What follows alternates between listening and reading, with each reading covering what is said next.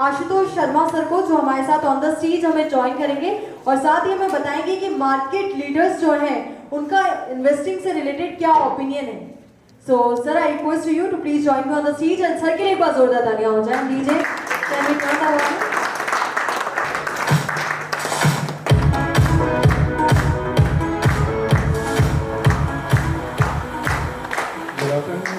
Good afternoon, you all people presenting over here. By professional मैं एक mechanical engineer हुआ करता था, बट मेरा कैपिटल मार्केट से इतना लगाव था कि मैंने अपनी फील्ड स्विच करके और इन्वेस्टमेंट फील्ड को प्रेफर किया। और साथ में फिर उसके बाद मुझे ये दो पार्टनर्स मिले जिनके साथ काम करके मुझे बहुत ही अच्छा लग रहा है। 5 साल से कैपिटल मार्केट से जुड़ा हुआ हूँ और NSE/BSE के साथ काम कर रहा हूँ।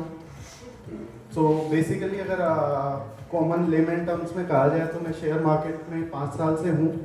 5 साल से मेरा शेयर मार्केट का अनुभव रहा है। सो मैं कुछ अपने अनुभवों को आपके साथ शेयर करना चाहूँगा। What is investment? Investment is the thing after we earn a monthly salary, we partially use that salary to our spendings, और उसके बाद जो बचता है उसे हम सेव करते हैं। अब आपके ऊपर है कि आप सेविंग के लिए कौन सा मीडियम यूज़ करना चाहें। बहुत सारे एसेट क्लास हैं इंडिया में भी और ऑल ओवर द वर्ल्ड। अब आपको किस तरह का रिटर्न चाहिए, किस तरह की रिस्क आप लेने के लिए तैयार हैं, तो आप इनमें से कोई भी इन्वेस्टमेंट टूल्स को यूज़ कर सकते हैं। सो बेसिकली इन्वेस्टमेंट की नीड क्यों है हमें? तो इन्वेस्टमेंट की नीड के पीछे बेसिक रीज़न है कि जो इन्फ्लेशन है, जो महंगाई दर है, वो जिस स्पीड से बढ़ रही है, अगर उस स्पीड से आपका कंट्री ग्रो नहीं कर रहा है या फिर आप खुद ग्रो नहीं कर रहे हैं, तो आप एक दिन भीड़ में पिछड़ जाएंगे और आपका सर्वाइवल आने वाले टाइम में बहुत टफ हो जाएगा। तो इसके लिए बहुत ज़्यादा ज़रूरी है कि हम इसे हल्के में ना लेके अपने इन्वेस्टमेंट पहले प्लान करें स्पेंडिंग से। दूसरी चीज़, अगर आपको 60 के बाद फाइनेंशियली फ्री होना है तो आपको इन्वेस्टमेंट अभी से स्टार्ट कर देना चाहिए, whatever age you are having right now. Third thing is, अगर आपका लाइफ में कुछ स्पेसिफिक गोल है तो उसके हिसाब से अपनी सैलरी के अकॉर्डिंग या अपने बिजनेस इनकम के अकॉर्डिंग एक स्लैब बनाइए और इन्वेस्टमेंट स्टार्ट कीजिए, otherwise you won't be survive after 10 years। Now how to select investment categories हैं काफ़ी, तो आप उन्हें सेलेक्ट कैसे करेंगे? सबसे पहले आपको आपकी नीड आइडेंटिफाई करनी होगी कि आपको कितना पैसा चाहिए आने वाले समय में अपने खर्चों को चलाने के लिए या फिर जो भी आपकी रिक्वायरमेंट है उनको फुलफिल करने के लिए। उसके हिसाब से ही आपको अपना रिस्क और कैपिटल जज करके मार्केट में, चाहे वो कोई भी हो, तब आना रहता है। Choose right investment and right category. जब भी आप अपने पॉकेट से एक भी रुपया इन्वेस्ट करें, उससे पहले पूरा रिसर्च कर लें कि आपका पैसा एक्चुअली जा कहाँ रहा है। एंड लास्ट थिंग, कि आपने इन्वेस्टमेंट तो कर दी, लेकिन ये क्वालिटी 100 में से एक लोग के पास भी नहीं होती। ये 1000 में या लाख लोगों में से एक के पास होती है कि जो कैपिटल आपने इन्वेस्ट किया उस कैपिटल को आपको होल्ड करना चाहिए over a long period of time, जो कोई भी नहीं करता। So this is the thing regarding investment. Now we proceed कि इन्फ्लेशन क्या होता है। इन्फ्लेशन जनरली वो चीज़ होती है कि आपकी लाइफस्टाइल आज से आने वाले समय कुछ ईयर्स के बाद उस पर क्या इफेक्ट पड़ने वाला है। आप जो सोप आज परचेज कर रहे हो, जो ब्रश आप यूज़ कर रहे हो, टूथपेस्ट, ईटिंग हैबिट्स, उन सब का आपके ऊपर कितना एक्सपेंडिचर होने वाला है आने वाले कुछ टाइम के बाद, वो होता है इन्फ्लेशन। सो इन्फ्लेशन को बीट करना बहुत ज़रूरी है, अदरवाइज आप जो लाइफस्टाइल आज जी रहे हैं आप उसके लायक भी नहीं बचेंगे अगर इन्फ्लेशन की रेट आपके इन्वेस्टमेंट की रेट को बीट कर गई।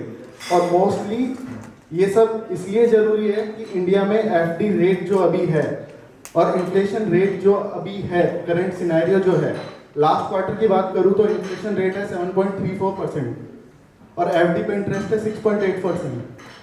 तो आप ऑलरेडी आपके पैसे को अगर इन्वेस्ट नहीं कर रहे हैं तो उसकी वैल्यू को डिक्रीज कर रहे हैं। सो प्लीज गाइस, यहाँ से जाने के बाद चाहे थोड़ा हो, अपने पॉकेट साइज के हिसाब से इन्वेस्टमेंट जरूर प्लान कीजिए। Now I have given an example कि consider if you are using a peer soap which cost 50 rupees today and inflation rate is 6.5%, तो after 20 years this soap जो है आपको ये साबुन 183 रुपए का पड़ेगा।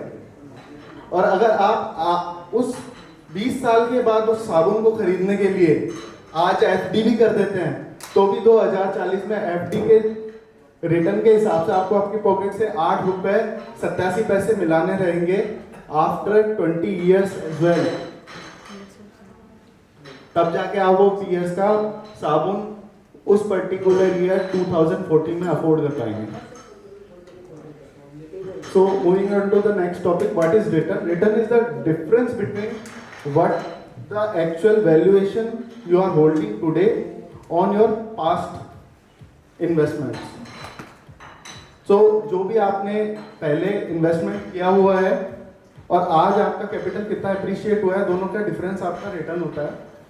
और अल्बर्ट आइंस्टाइन का E=mc² तो आपने सभी ने सुना होगा, लेकिन वो थोड़ी बहुत नॉलेज इस फील्ड की भी रखते थे, इकोनॉमिक फील्ड की।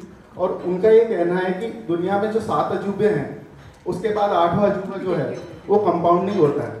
आपको नहीं पता कि आप जो पैसा इन्वेस्ट कर रहे हैं वो ईयर ऑन ईयर एक छोटे से कंपाउंडिंग इंटरेस्ट रेट के साथ जब ग्रो होता है तो वो क्या वंडर क्रिएट करता है आफ्टर 10, 15, 20 इयर्स। इसके लिए आपको सबसे पहले देना होगा पेशेंस के साथ अपने इन्वेस्टमेंट को time. Man of this guy, this is Benjamin Graham. आपने वॉरेन बफेट का नाम तो सुना ही होगा। तो ये वॉरेन बफेट के गुरु हैं। वॉरेन बफेट जिनकी आज नेटवर्थ वर्ल्ड के 3rd रिचेस्ट पर्सन है वो, और उनकी नेटवर्थ है 6 लाख करोड़ रुपए, जो कि मोदी जी बोलते हैं ना कि 5 लाख करोड़ की अपने को इकोनॉमी तैयार करनी है। उस इकोनॉमी से ज्यादा तो उसकी आज के डेट में नेटवर्थ है। उसकी कंपनी है बर्कशायर हैथवे, जिसके अंदर 143 कंपनीज हैं, और उनका जो लॉस हुआ है कोरोना की वजह से वो इंडिया की इकोनॉमी से डबल है। सो यू कैन इमेजिन कि आपके छोटे छोटे इन्वेस्टमेंट आगे जाके आपको क्या वंडर्स क्रिएट कर सकते हैं। The only thing you have to be patient. Benjamin Graham is also known as father of value investing. जो सर वैल्यू की बात कर रहे थे ना, कि किस चीज में वैल्यू है उसे आइडेंटिफाई करना हर एक के बस की बात नहीं होती।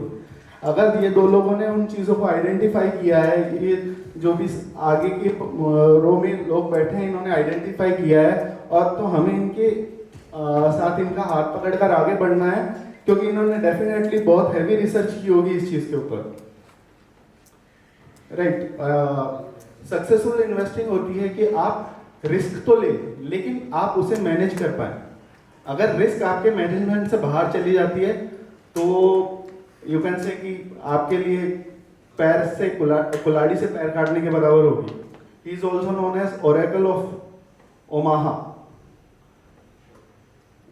इन्होंने 4 बातें कही थी कि अर्निंग्स को लेके, कि never depend on a single income. For example ये कोरोना की जो सिचुएशन आई थी, इसको किसी ने इमेजिन नहीं किया होगा, बट बहुत सारे लोगों की इसमें जॉब चली गई। अगर वो सिंगल सोर्स ऑफ इनकम पे डिपेंडेंट थे तो definitely they will having a very bad time. हम यहाँ पे लंच कर रहे हैं, एंजॉय कर रहे हैं, but they are suffering right now. Second one is on spending. आज अगर आप ऐसी चीजों को खरीद रहे हैं जिनकी आपको जरूरत नहीं है, सिर्फ अपनी लाइफस्टाइल को मेंटेन करने के लिए या शो ऑफ करने के लिए, तो कल आपको वो चीजें बेचनी पड़ेगी जिनकी आपको जरूरत होगी। And the third thing is on savings. Do not save what is left after earning. आपको खर्चे करने के बाद सेव नहीं करना है, आपको सेव करने के बाद खर्चा करना है। एंड फोर्थ वन इज कि आप किसी भी जब भी कोई रिस्क लें तो दोनों पैर उस रिस्क में ना डालें। लाइक अगर नदी का बहाव तेज हो, अगर आप दोनों पैर डाल के अगर उसकी गहराई नापेंगे तो नदी आपको अपने साथ बहा ले जाएगी। So with value investing, with understanding all financial concepts, you have to enter into this field. So we are very blessed that we have support of those people with us. So and by summing up all the things, I would like to say कि join blockchain community India, क्योंकि ये एक mission नहीं है, ये vision के साथ mission है। और जब मिशन में विजन छुपा हुआ हो तो ग्रोथ उससे जुड़े हुए सभी लोगों की होती है। Thank you.